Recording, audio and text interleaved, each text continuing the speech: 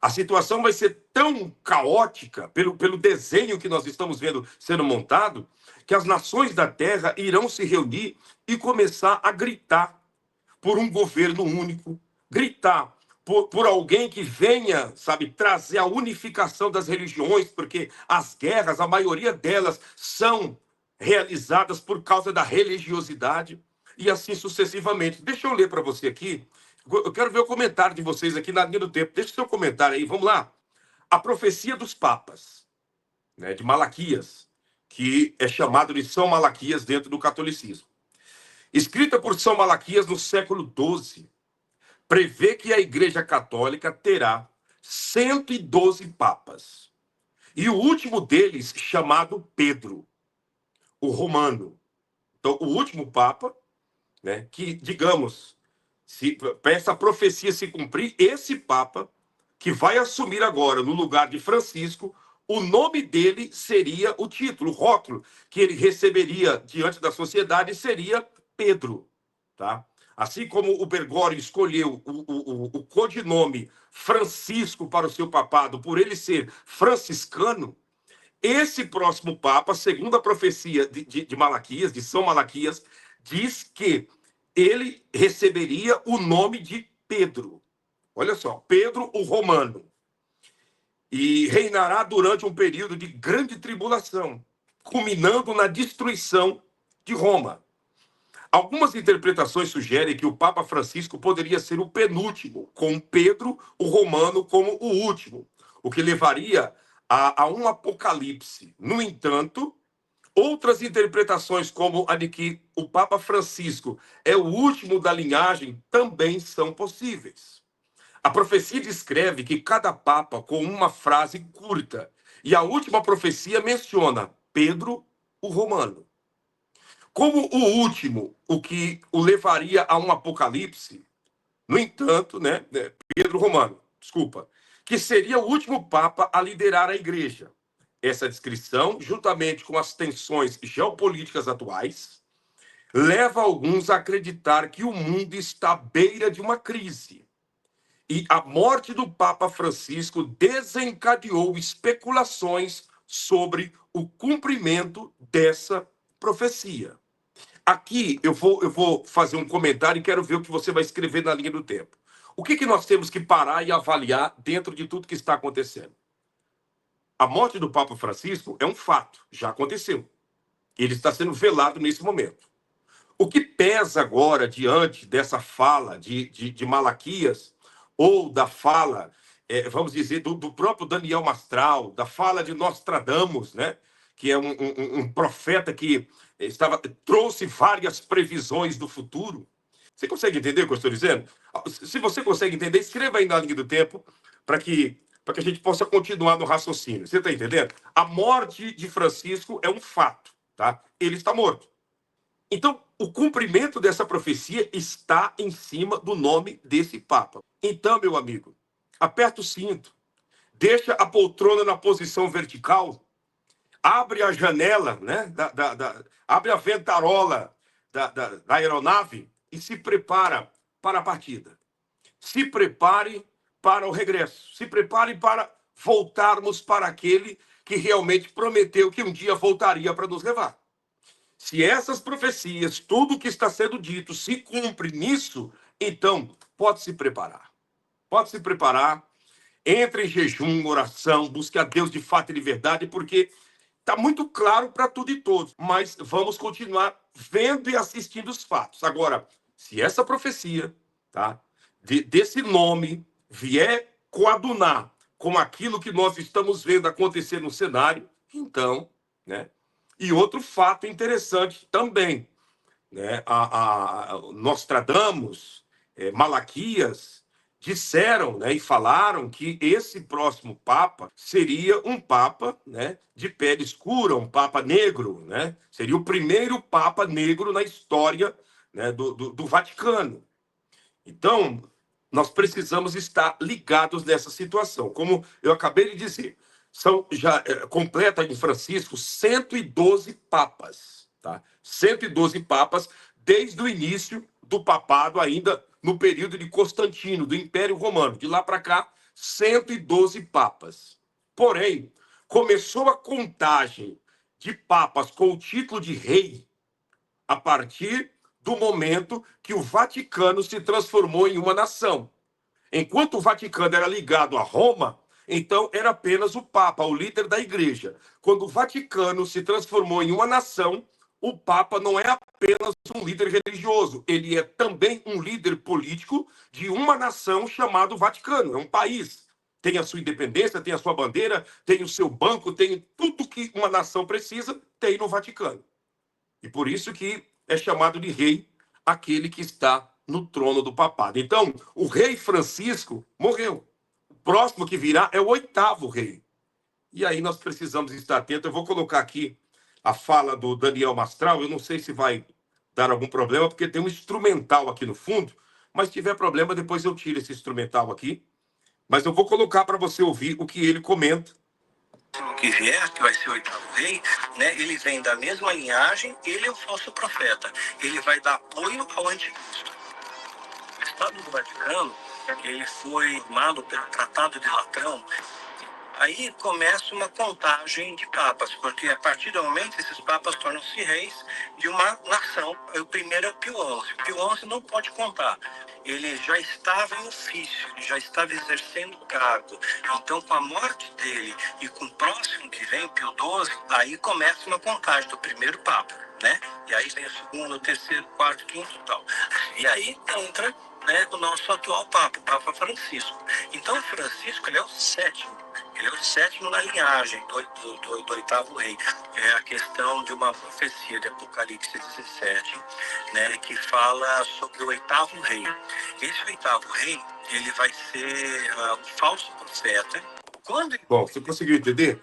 Então, a Apocalipse 17 fala de um rei, né, do oitavo rei, né, que é exatamente esse segmento, né, essa, vamos dizer, essa dinastia papal, né, que não é apenas papas, mas são também reis que cuida da nação chamada Vaticano, né? Então, nós temos que estar atentos, ligados a muitas pessoas, né, que está fazendo confusão, dizendo que o Papa é a besta, que o Papa é o anticristo. Não tem nada a ver.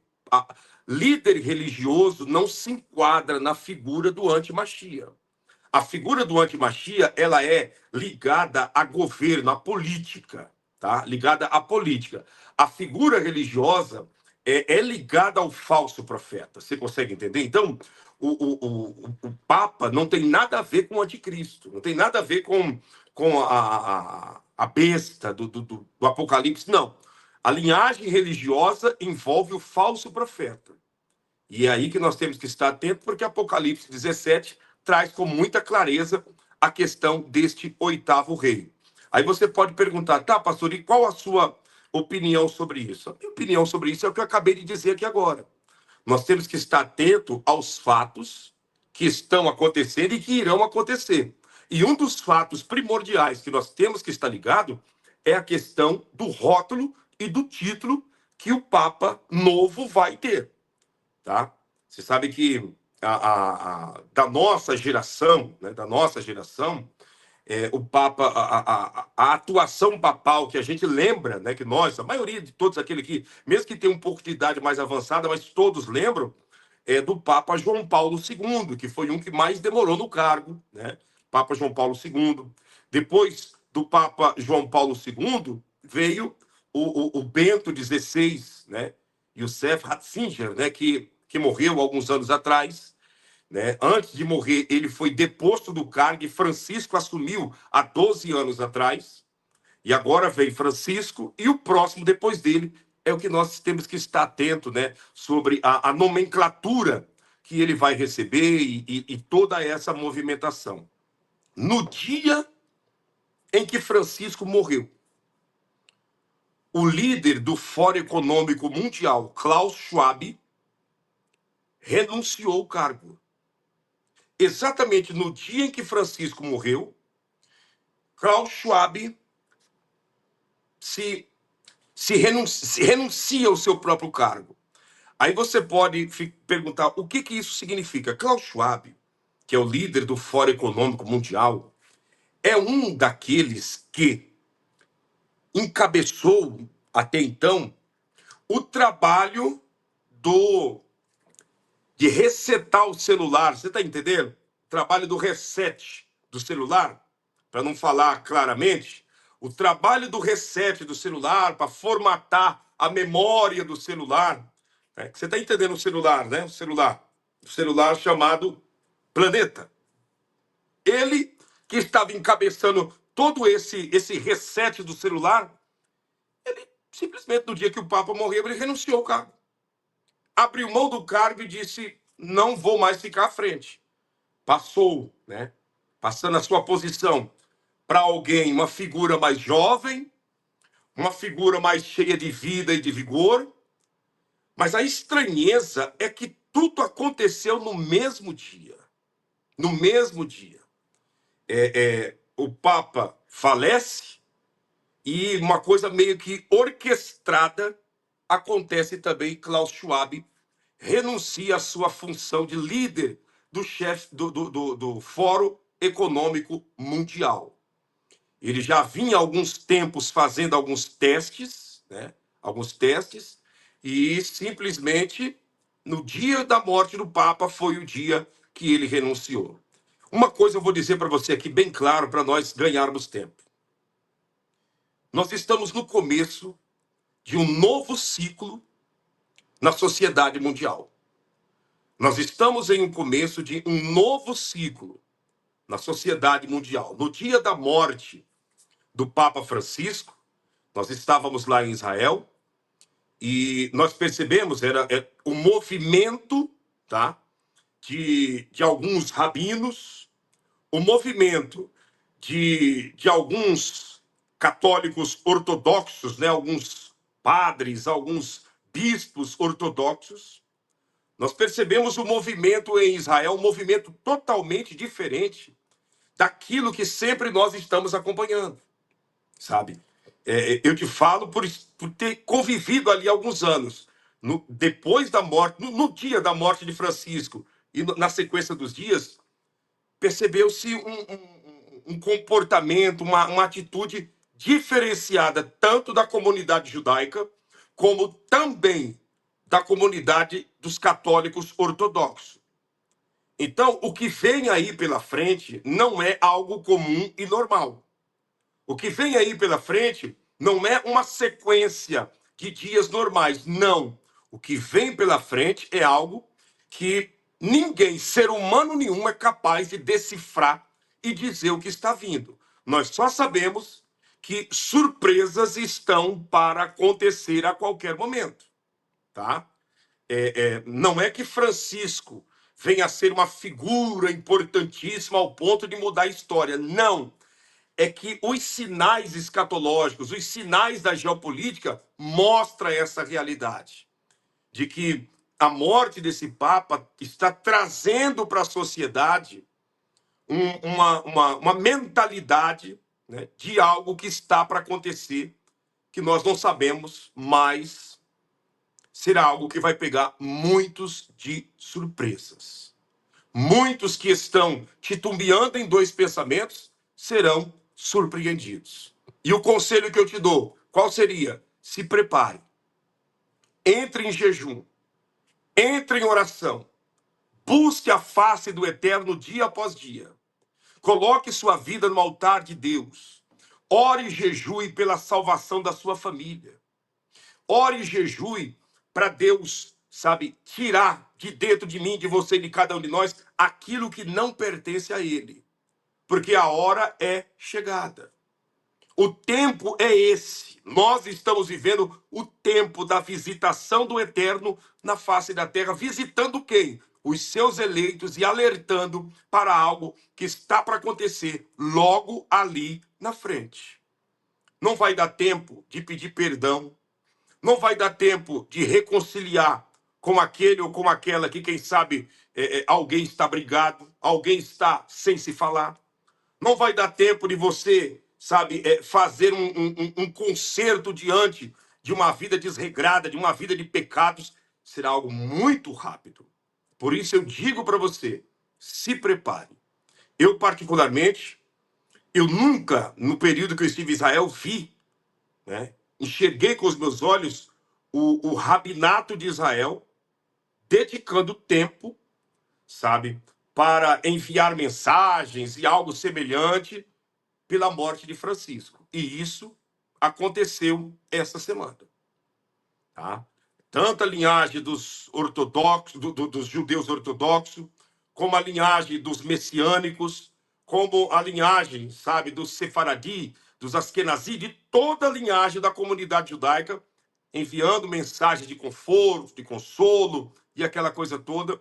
E isso revela um preparo para uma unificação, se é que você entende assim, um preparo, as lideranças mundiais abertas para uma fusão de um único povo, de uma única religião. Eu vi os judeus muito abertos para isso, sabe? E no atual momento, em troca da paz, em troca do sossego, em troca de viver tranquilamente, os judeus estão praticamente capazes de fazer qualquer aliança. Porque o que eles querem é paz.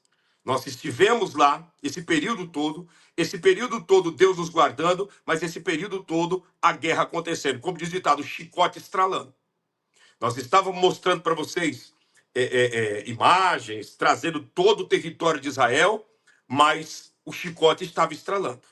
Nós estávamos orando, tá? Depois nós vamos passar para vocês essa gravação. Nós estávamos orando no cume do Monte Carmelo, no cume do Carmelo. E no meio da oração, houve, sabe, um barulhão de chegar a estremecer as árvores, que era o quê? Um F-35, um caça israelense, que passou assim muito baixo, próximo de nós, fazendo uma varredura naquela região, tá? Do Monte Carmelo, também de Haifa, que fica ao norte de Israel e ao sul do Líbano, né? Então, o clima de guerra está muito grande e os judeus estão dispostos a qualquer aliança para que venham viver em paz dentro do território israelense, né? Então, nós precisamos estar ligados a tudo que está acontecendo, para que não venhamos a sermos encontrados, pegos de surpresas. Essa é a grande realidade. Vamos esperar, né? Há muitos aguardando o cumprimento, né, da fala de que o próximo Papa será um Papa negro. Eu digo para você e te dou um conselho claro. Não se embasa apenas nisso como um alerta escatológico ou um alerta apocalíptico. Tem, né, a terceira G, que está aí a qualquer momento para acontecer. Tem Gog e Magog, tem o Armagedon. Tem tantas coisas, gente, para acontecer. E o que chama a atenção, volto a repetir, da morte de Francisco, é um fato, tá, de que as três maiores potências mundiais estarão frente a frente diante do caixão de Francisco nesses próximos dias. Quem? Trump já confirmou que estará lá, né, no velório. Xi Jinping da China já confirmou que estará também no velório. E Vladimir Putin já confirmou que também estará neste velório. Fora outras autoridades do mundo inteiro. Mas o olhar em cima desses três deve ser um pouco com mais atenção, porque é um fenômeno, é um episódio diferente de tudo que nós possamos imaginar. A morte desse Papa trouxe um movimento na China comunista ao ponto de Xi Jinping ir lá. Embora Francisco negociou a Igreja Católica com ele lá na China, vendendo a igreja de portas fechadas, né? De porteira fechada, pegando um turbilhão de dinheiro, mas mesmo assim, é um fato diferente e atípico. Você não percebe isso? Vladimir Putin, que desde quando está acontecendo a guerra contra a Ucrânia, nunca saiu de dentro do seu país com medo de ser preso pela lei, a ordem de prisão do Tribunal de Haia, que com a assumida de Trump, tudo isso, essa condenação caiu por terra e tudo se transformou em nada. E o próprio Trump, indo lá, Trump sabendo que Francisco nunca gostou dele, que Francisco nunca apoiou o governo dele, que em todas as fotos que Trump tirou ao lado de Francisco, sempre Francisco estava de cara comprida, irado de estar ao lado do presidente americano. Então, é um fenômeno, um fato que está acontecendo. A gente percebe que não é estima pelo Papa que faleceu. É uma preparação para o novo que está vindo. É um acenar, um levantar a mão dizendo para o novo que está vindo: ei, psiu, Estados Unidos está aqui, viu? Ei, psiu, a Rússia está aqui. Se você não percebeu, ei, a China está aqui. É um levantar de dedos.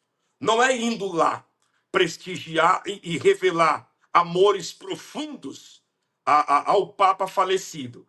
É um acenar de mãos para o próximo que está vindo, para aquele que está para assumir. E nós temos que estar atentos e ligados em tudo isso para não sermos pegos de surpresas. Israel sabe que o mundo tem uma hostilidade enorme contra aquele pequeno povo. E eles estão se preparando. Eles estão se preparando, tá? De várias maneiras. Não tem como te explicar com palavras aqui, mas eu vou, quando estiver no estúdio, eu vou te mostrar alguns detalhes de como eles estão se preparando. Uma vigilância rigorosa nas fronteiras, uma vigilância enorme dentro da própria nação, uns espiando os outros, um medo muito grande tomando conta das pessoas. Tudo isso, por quê? Eles sabem da hostilidade que o mundo tem contra a nação. A prova é, eu volto a repetir, são as nossas lives. Não precisa nem explicar muito, nem comentar muito. Você vê pela audiência que nós estamos aqui no Brasil e pela audiência que nós estivemos quando estávamos lá, que não chegava a 100 pessoas, que não alcançava 100 pessoas. Lives dentro de lugares tremendos e históricos, com 80 pessoas ao vivo nos assistindo. Por quê? O sinal não estava sendo entregue. E agora chegamos no Brasil, o sinal voltou a ser entregue. Então, vamos para cima. Eu só vou mostrar para você aqui um áudio importante que eu preciso que você ouça com bastante atenção esse áudio, que ele tem uma significância enorme para cada um de nós. Ouça esse áudio aqui e eu já vou fazer um comentário com vocês. Veja, ouça com bastante atenção. Paz e graça, pastor Claudinei, como o senhor está aí juntamente com toda a família, todos os irmãos de Milagres Extraordinários. Meus irmãos, já precisamos aqui fazer uma refeição. Também queremos aqui comprar roupa. Tem muita criança, roupa rasgada. Já passa muito tempo que nós não compramos aqui roupa para as crianças. E pensamos aqui, se tudo der certo, os irmãos a concordarem conosco ou estarem disponíveis para nos ajudar, para conseguirmos aqui comprar farda de roupa, sandália para as crianças. Esses dias a situação está muito difícil aqui. E temos que pelo menos melhorar a questão de vestuário e fazermos uma refeição abençoada amanhã, que irá ser uma bênção pura. Então, quem sentir de coração em poder aqui nos ajudar em Moçambique, vai ser uma bênção. E que Deus possa estender as mãos e abençoar fortemente a vida de todos vocês, em nome de Jesus. Bom, tá aí, né, o áudio que o pastor Gabriel nos mandou. Nós conversávamos com ele hoje pela manhã. Pela manhã que eu digo, quando chegamos aqui em São Paulo, que lá já era próximo do meio-dia. E todos os valores que vocês enviaram no decorrer desses dias, nós revertemos, passamos para ele, mas ainda falta uma quantidade para comprarmos pelo menos 2 fardos grandes de roupas, para comprarmos, quando eu digo 2, mais 2 fardos grandes de roupa, calçados, e também fazermos a refeição para as nossas crianças que precisam da refeição. Tá? Nós estávamos, no decorrer desses dias, enquanto estávamos em Israel, fazendo as refeições, mas com muita dificuldade, porque o carro também nós não conseguimos ainda atingir a quantidade para a compra dessa viatura que serve para nós buscarmos os alimentos, fazer o transporte, o traslado de crianças para os médicos ou algo semelhante. Nós ainda não conseguimos. E eu peço a vocês encarecidamente, nos ajude nesse grande desafio. Nos ajude nesse momento em que nós estamos com muita urgência, precisando de vocês, tá? O pastor esteve hoje no mercado grande lá, conseguiu comprar com os recursos um fardo de roupa, mas nós queremos comprar mais 2 fardos. Conseguiu comprar alguns calçados, mas nós queremos calçar todas as crianças. Conseguiu comprar o alimento também para fazer o arroz, o feijão, a carne de frango, o suco, a maçã, para ser distribuído, mas precisamos também, nós tivemos que pagar o frete, porque não tem a viatura missionária para buscar esses alimentos. Então, eu peço a você nesse dia de hoje, aqui abaixo, na descrição, nós temos o número do CNPJ do Ministério, tá? Que é um Pix. Temos também o número do WhatsApp, que está aí na tela, que também é um Pix. Né? O WhatsApp é 17 98140 2577. O outro WhatsApp também que vocês têm como contato para pedidos de orações também está ativo como Pix, para você estar ajudando. E temos o número da conta do Ministério Jurídica, tanto da Caixa Econômica Federal, como também do Banco do Itaú. Obrigado. Eu não estou conseguindo ver o nome aqui. A Vanessa Alves. Obrigado, Vanessa. Que Deus te abençoe a ti e todos que estão ajudando nesse momento as nossas crianças. Eu peço encarecidamente a todos vocês, estenda suas mãos e nos ajude nesse desafio. A Bíblia Sagrada, ela fala dizendo da seguinte forma, que o generoso prosperará, porque quem dá alívio, alívio também receberá. Então, que você possa nos ajudar, né, aliviar o sofrimento dessas crianças, nos ajudar a levarmos vida aonde a morte está predominando, aonde o sofrimento está predominando. A Bíblia também diz que quem dá ao pobre empresta a Deus e Deus o recompensará com juros largamente vantajosos. Então, nos ajude nesse grande desafio.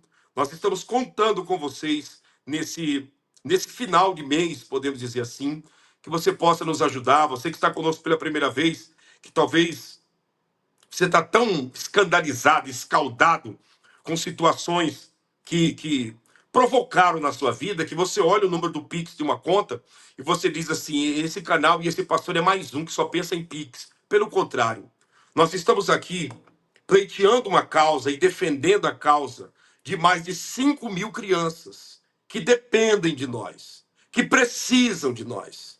Mais de 5.000 crianças que o nosso encolher as mãos os levarão a voltarem aos brejos procurando o caramujo brabo, o caracol venenoso.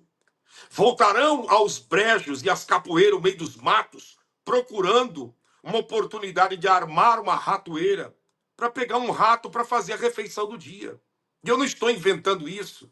Quem caminha conosco sabe das imagens que nós temos, aqui agora não dá para colocar, mas sabe das imagens que nós temos, da dificuldade que nós encontramos as crianças dessa região de Inhamatanda e outros vilarejos no país de Moçambique. Então, eu peço a você encarecidamente, estenda as suas mãos. Você não vai empobrecer por estar ajudando crianças carentes.